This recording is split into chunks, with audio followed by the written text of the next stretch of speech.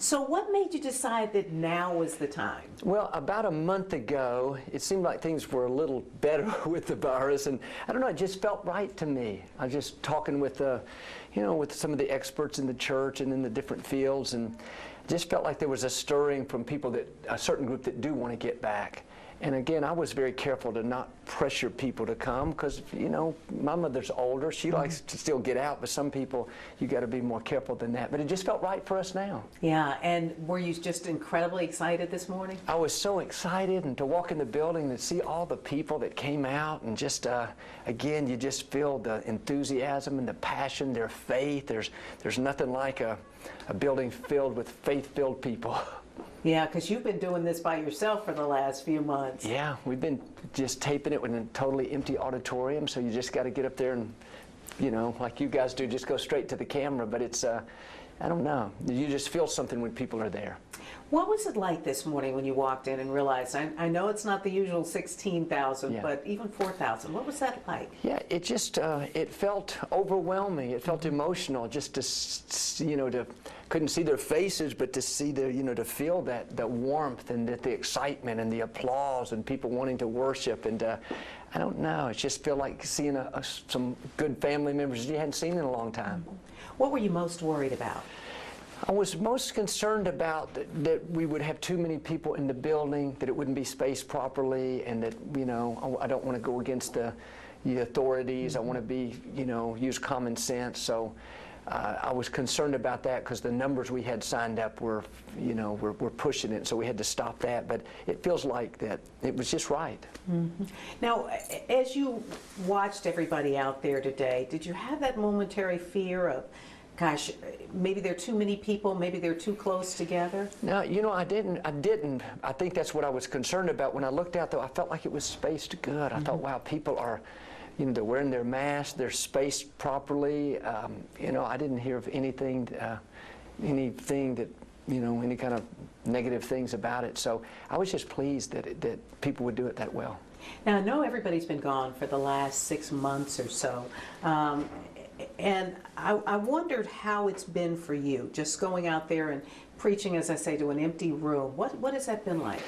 Well, I just have to tell myself that there's so many people more watching, and so I just geared up for it, and I know how God gives you grace for every season. And I thought, we're not going to slack off now, we're not going to kick back, because the reality is way more people watch than ever come, but I'm used to seeing the people. So again, we just didn't let it pull us down. I thought, I'm not going to be I'm going to give it my best with not a person in the room. And it's interesting, like I said out there, the outreach, the numbers watching, the people that have come to the ministry, it's been in record numbers. So it's unusual how God works, in a time where we feel like we're down, but really it's up. More people are watching than ever. Yeah, and talk about that, because you said you had incredible numbers for Easter, for instance. Yeah, the first week that we didn't have services in the building, the numbers online from like 2 million to 4 million. Then they doubled again. Then Easter we had 12 million people, and that's just watching online. That's not all the TV numbers. So we've seen it across the board that people are hungry for hope. They're nervous, they're worried, and so I think that's what we bring, feel like that my gift is encouragement and letting people know it's going to be okay and that God's in control. So it's been an opportunity for us to shine like we never dreamed. And talk a little bit about that, because I know a lot of people are depressed, they're worried, people have had to deal with the loss of jobs, their kids at home, that sort of thing.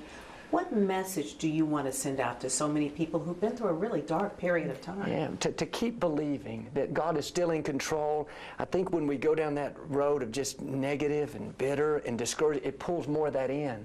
So I think you have to turn around and find something to be grateful for. Maybe I don't have my job, but man, I got my health. Or I may have lost a loved one, but I have other family members. I think you have to keep that attitude of faith, because I believe that's what allows God to work. And I've just seen before, if you go down that road of bitterness and discouragement, it pulls more in. And I'm not saying this is easy, but you gotta stir it up on the inside and believe that there are good things up ahead. And I think another thing I encourage people, go be a blessing to somebody else. Maybe you can't go in person, but if you get your mind off your problems, sometimes it's one of the best ways to cheer yourself up by being good to somebody else. And what was it like for your family during the pandemic? Did y'all start to get on each other's nerves, or was it a good time? No, it was a good time, because Melanie, I'm a preacher's kid like you, so I have never been off the weekends my whole life. I've gone to church. So all of a sudden, we recorded the services on Friday and played them on Sunday. So I had Saturday and Sundays off. So it was an unusual time. In the first month or two, it was kind of odd, but then we kind of learned to just, you know what, I'm going to accept this time to rest and get refreshed. And we just had fun as a family. And plus, you know, you learn some things, what's important, and some things that we could be doing different. So it was other than your whole world kind of being, you don't even know what day it is. Other than that, you know, I kind of settled into it and said, God, this is where we are now. I'm not going to fight it. And I just took that time to rest and, you know, spend time with my family. Have you heard from a lot of people who were discouraged, who were just overwhelmed? I mean, you've got a huge flock, Yeah. but I know there must have been people who reached out to you. Oh, yeah, we heard it from a lot. I think, you know, this thing threw people off. We've never experienced it. I think it throws our mental, you know, focus off some too. So, yeah, just people that just are strong believers and strong, healthy, but it wasn't the physical thing. It was more the, you know, the discouragement and the anxiety. And so talked with a lot of them and tried to encourage them. Plus, we, you know, it's a big church. We have a lot of people that lost loved ones. One of our members lost 6 or 8 of his family members. They were all in a van traveling together. Just, you know, it's just heartbreaking that what's happened. But, you know, I look at him, though, and I'm so inspired because he's still at church. He still loves God. He still has faith. But, you know, there are real issues that we all face. Well, we know the pandemic's not over yet. We're moving into winter, cold and flu season. What do you say to people to just kind of keep their head up and walking as straight as they can for as long as they can? Yeah, I think we just have to keep doing the right thing and keep, you know, I think, you know, not let our guard down and just, you know, faith is all about, well, one thing faith is about is not just the good times, it's the difficult times. And this is when you turn to your faith and say, okay, God, it's, you know, maybe my job situation with the kids here at home and everything's so changed, but God, I trust you. I've learned, you know, in this time that I've been doing this to don't fight everything that you can't change. You know, you can't control it, so this is where God has it. So I say just, you know, just rest in that. Don't mean to accept it all, but just be at a place of peace. I believe this is where we're supposed to be. And we keep being vigilant and keep honoring God and keep being good to others. And, you know, God's going to bring it through. You, the last time I saw you, you were out at the protest. You were there and you wanted to go on behalf of so many of your members. Talk a little bit about that, why you made that decision.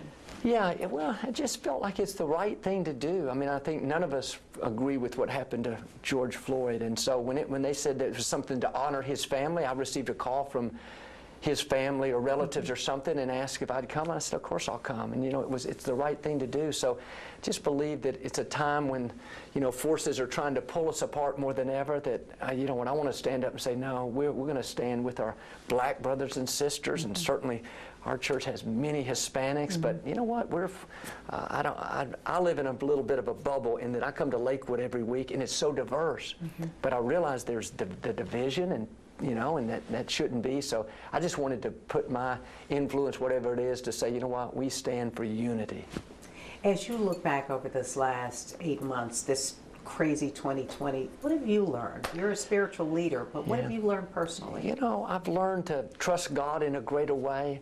I've learned some things that, you know, some things to refocus, re-examine what's really important. My personality type is I can get going and do the same thing for the next 50 years, but sometimes you need to reevaluate and say, what's the most important use of my time? Am I spending enough with my family? Am I, you know, what are we doing at the church and the ministry? So it's helped us to, you know, some things that we've been doing here, we may not come back to doing them all because you know what, that's not effective, and we're looking at what is effective. So I think as a person I've learned just to trust. I think the first couple of months, you know, there was anxiety tries to come on us all, and like, what is this? This is weird. This is, you know, it's a feeling that, you know, just an odd feeling. But I just had to come back to that place of peace. So even you felt discouraged and depressed for a bit. I don't think it was more discouraged, but was more as an anxious feeling, and what's going to happen, and you know, what is the money? Is the ministry going to be funded? And what about the, you know, are we going to get back to having church? And just, I think it's just threw all of us off so much that I think we all had to fight it. Yeah. Sometimes you get to be the target of so many people. They look at you and they say, oh, he's got everything. He's got a great church and a family and this and that. How do you fight back against some of those who will target you? Yeah, well, I try to just stay on that high road and just realize that, you know, when God puts you out in the public, you're going to have adversity. You have, just like people for you, those will be against you. So I don't give it much energy, Melanie, hardly at all. I don't think about it. I don't read the negative reports. Sometimes I get categorized as something that I know I'm not, but I just try to stay above it. And plus, I get the reports too of, you know, the people we're being able to help. So I just don't give it any energy. It's kind of what I teach people. You know, life is too short to try to convince somebody to like you that's probably not going to like you or not going to understand you. And I think if you can get up in the morning and search your heart and you're true to God and true to who you're supposed to be, then you can move forward. And what has this meant for Lakewood? You talk about the diversity of this place, and it really is extraordinary, but what do you think Lakewood has gotten out of all of this? And will it set you on the same path, or do you think you'll go in a different direction? I think we'll go in the same direction, but with more fervor and more momentum. I think it, you know, I think it, in general, it's gotten people's attention. I mean, that's probably an understatement that, you know what, as much as we think we're in control, you know, this virus shut the whole world down. And I think it turns people to their faith, you know, when people are concerned. And so I think we'll see the church continue to grow.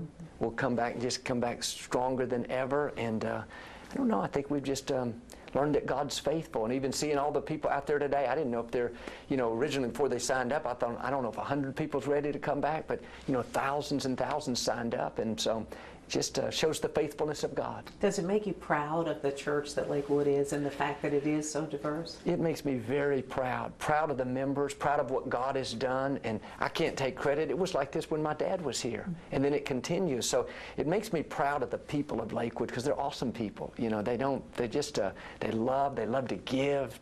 There's all, not even all races, but there's all economic levels. You have somebody that took the bus and somebody that's got a CEO of a big corporation. But you know what? We're here to worship God. We're not looking at all that, the exterior stuff, which in one sense is not really important. Any idea when this is all going to come to an end? I don't know. I'm just watching you on the news, so I don't know. I thought we were turning the page, you know, a month or so ago, but it seems like you said coming into the fall, but I don't know. It's in one sense, it's hard to imagine us all packed in like normal, but hopefully it'll happen. Yeah, and this too, I guess, shall pass, right? Yes, that's what I believe.